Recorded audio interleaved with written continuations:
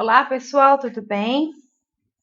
Vamos dar início ao nosso último módulo, é a última aula do nosso curso de Ciências Biológicas de Biologia Evolutiva, né? FACIP 32510, FACIP 32704 e SEMP 31102. O tema da nossa última aula é extinção, tá? Não é por acaso, o nosso curso está chegando ao fim. E hoje nós vamos tratar sobre extinção, que é o último tema da nossa disciplina. Tá?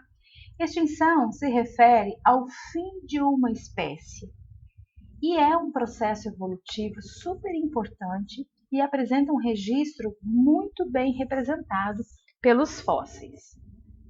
Alguns conceitos que são importantes de serem tratados são extinção filética, também conhecida como pseudo-extinção. É quando nós observamos uma espécie se modificando em outra. Então, o que ocorre é que o ancestral se torna extinto, porém a linhagem evolutiva não. Né? Então, a extinção filética ela nada mais é do que um processo de anagênese, uma modificação na linhagem aí, né, do ancestral para o descendente.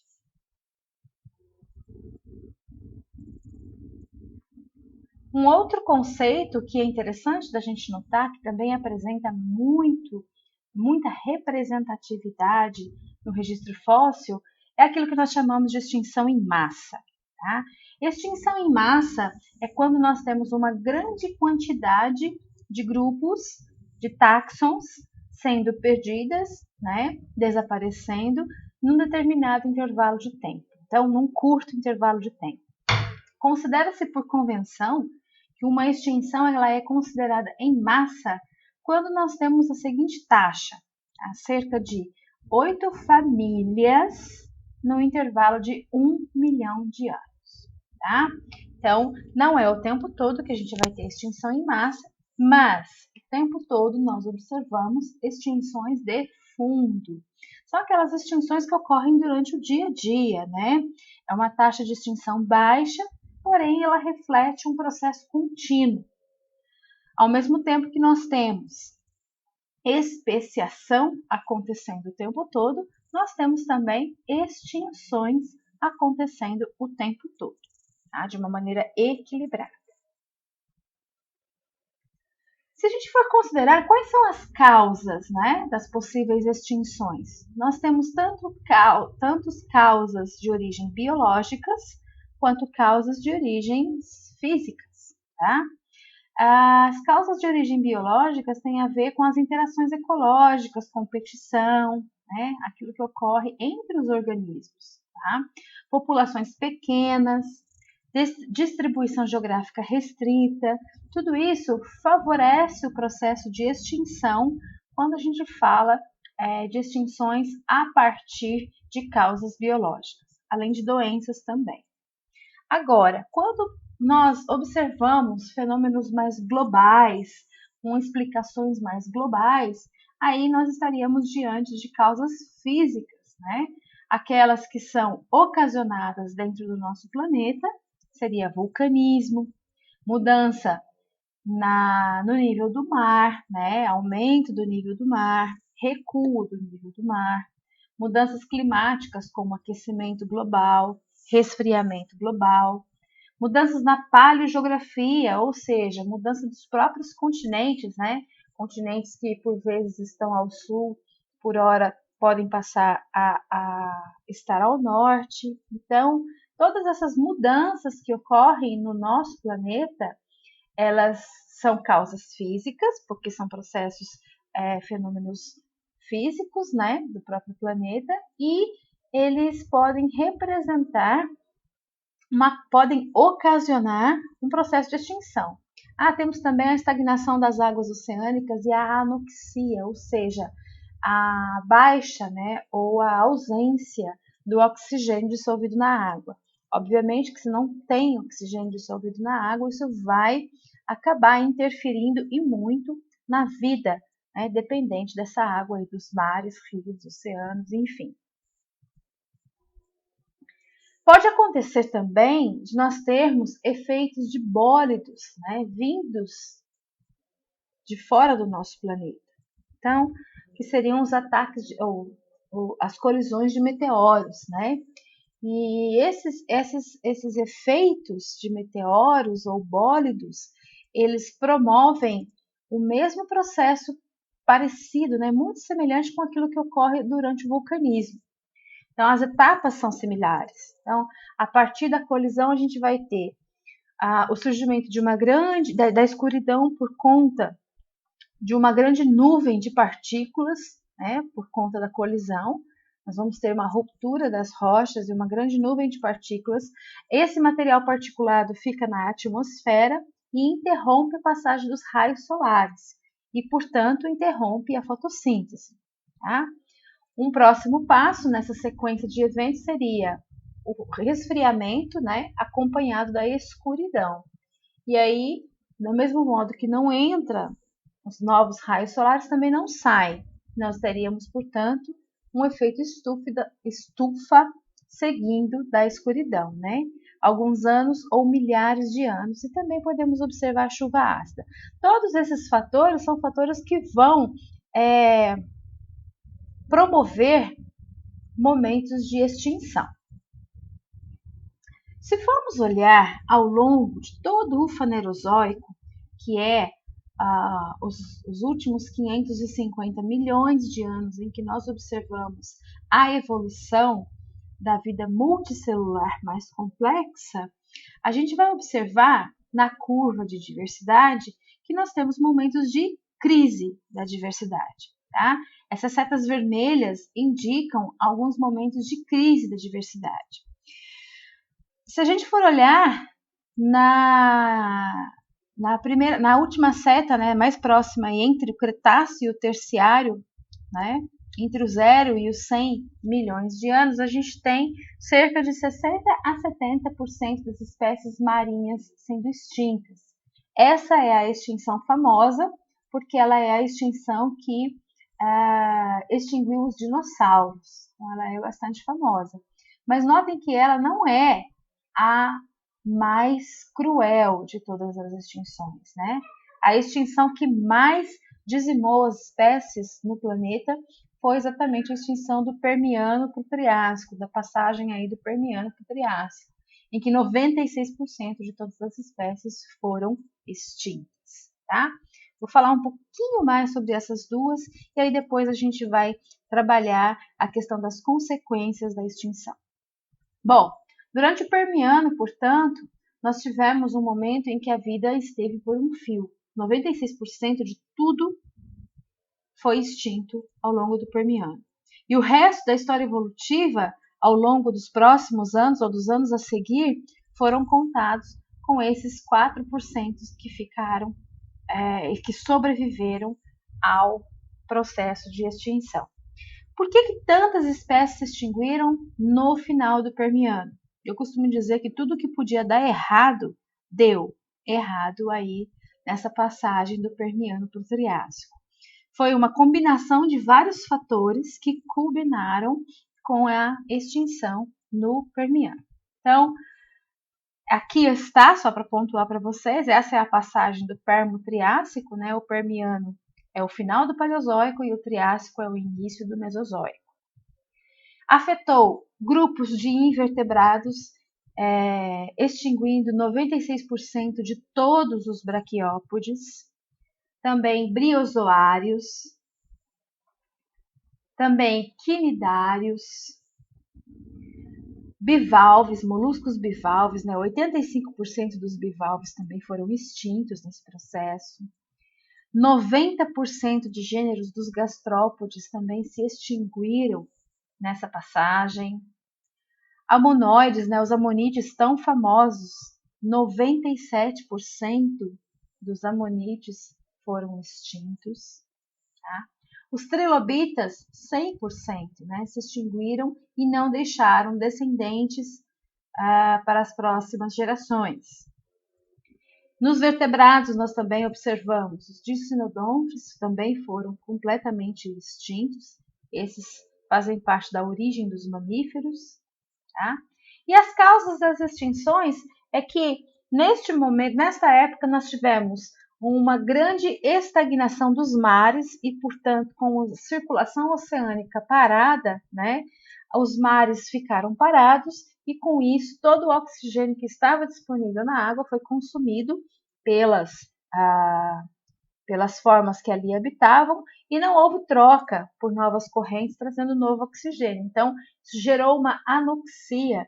As águas ficaram praticamente envenenadas com pouco oxigênio disponível, por vezes sem oxigênio disponível, que acabou matando muitas populações dessas espécies que eu acabei de falar para vocês. Culminou também com um momento de aquecimento, tá? Então houve uma mudança climática com um aquecimento em todas as grandes regiões. No continente, a gente pôde observar que os rios mudaram a sua morfologia de entrelaçados para meandrantes, ou de meandrantes para entrelaçados, e conforme a morfologia fluvial mudou, a produtividade primária também vai mudando. Então, nós tivemos uma grande defasagem aí nessa produtividade primária. E um outro fator muito efetivo nessa história toda é exatamente o vulcanismo que a gente observa, né?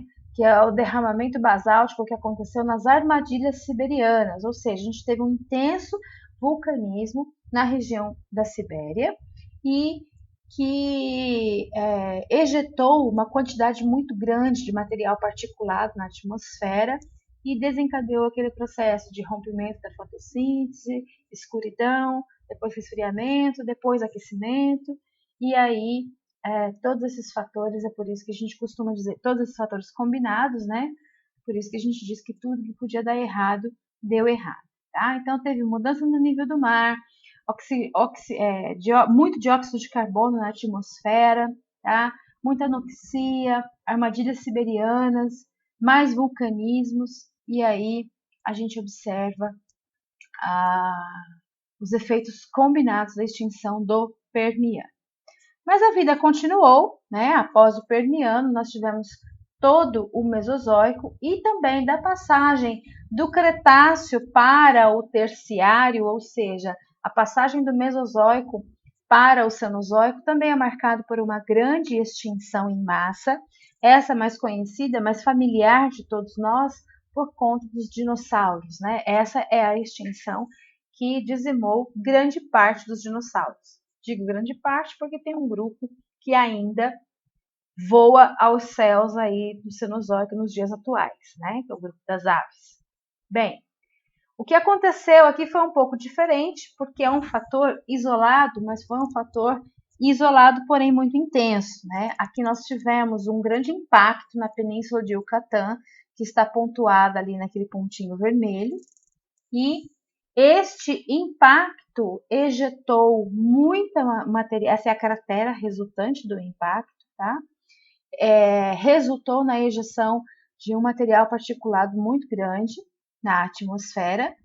E esse mapa mostra para vocês, em horas, vejam ali, passaram-se 3, 4 horas agora, né?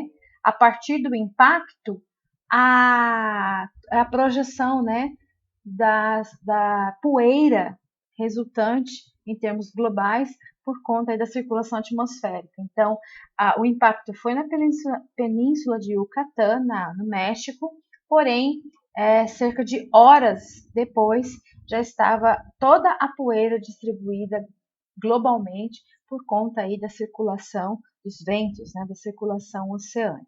Tá? Então, esse seria o cenário, né? Após poucas horas, menos de um dia, a gente já tem aí poeira e incêndios florestais após o impacto de Yucatán. Com isso, esse seria um cenário, né, de desolação, de desestabilização dos ecossistemas, né? A gente tem visto com muita tristeza nas reportagens o que tem acontecido aí no Pantanal, por conta, né, da desestabilização dos ecossistemas, muito incêndio, muita queimada, fogo, vulcanismo, e é como se já estivesse voltando aí para a passagem, né, do Cenozoico, chegada do Cenozoico, tá? É um cenário muito semelhante. Então, o que nós vemos aí é que vai faltar comida, né? Aqueles que sobreviverem vai faltar comida, e aí a gente vai ter uma grande extinção em massa, certo? Atingiu não só, né, os grandes vertebrados, mas também invertebrados marinhos, tais como bivalves, braquiópodes e amonites, começou a sumir nas áreas tropicais. Dos vertebrados marinhos, mosassauros, plesiosauros e as tartarugas gigantes também não passam da extinção do KT. E para o caso dos vertebrados continentais, que é o caso de pterossauros e dinossauros, também houve uma queda muito grande, né, com a extinção completa dos pterossauros e com a extinção do grupo não aviano, dos dinossauros, extinção completa, e uma extinção filética para o grupo dos dinossauros avianos, pois nós tivemos apenas, né, essa mudança, né, os ancestrais foram extintos, mas deixaram os seus descendentes, que são as aves atuais, certo? Bem, a principal consequência de todo o processo de extinção é exatamente aquilo que a gente chama de irradiação adaptativa.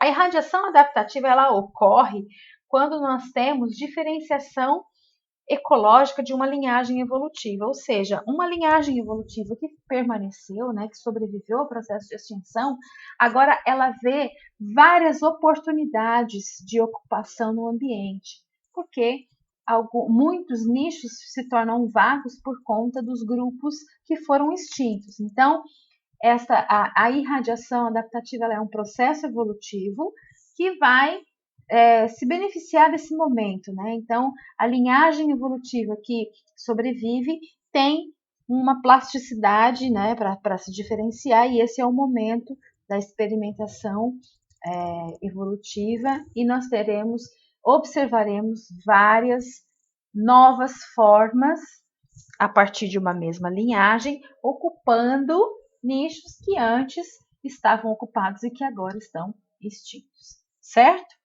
Bem, durante um processo de extinção, geralmente quem está no topo da cadeia trófica é quem vai sofrer mais, né? Então, existem alguns fatores que são mais favoráveis à sua sobrevivência e existem alguns fatores biológicos que são mais desfavoráveis à sua sobrevivência. Então, obviamente, o tamanho da população interfere? Sim, o tamanho da população interfere. Populações pequenas, se forem afetadas, tendem a ser extintas. Tá? Não é uma regra, é uma tendência. Distribuição geográfica. Espécies que são cosmopolitas, ou seja, estão distribuídas ao longo de todas as regiões do globo, do planeta, tendem a sobreviver ao processo de extinção, né? Porque nem sempre as mudanças ocorrem ao mesmo tempo no local, em todas as partes do globo. Então, geralmente as espécies que são endêmicas, que representam distribuição geográfica restrita, por outro lado, podem não ter a mesma sorte e vir a serem extintas, tá? Aí, espécies que sejam adaptadas ao calor ou adaptadas ao frio, vai depender se o que está acontecendo de mudança ambiental se refere a um aquecimento global ou a um resfriamento global. Então, geralmente, né, um grupo ou outro será mais favorecido. Então, a gente pode sim tentar prever, né, quais são as espécies que tendem a sobreviver. Por exemplo, né, se a gente for pegar a origem de mamíferos, nós tínhamos os nossos ancestrais já ali convivendo com os dinossauros, mas eles eram pequenos e eles eram de hábitos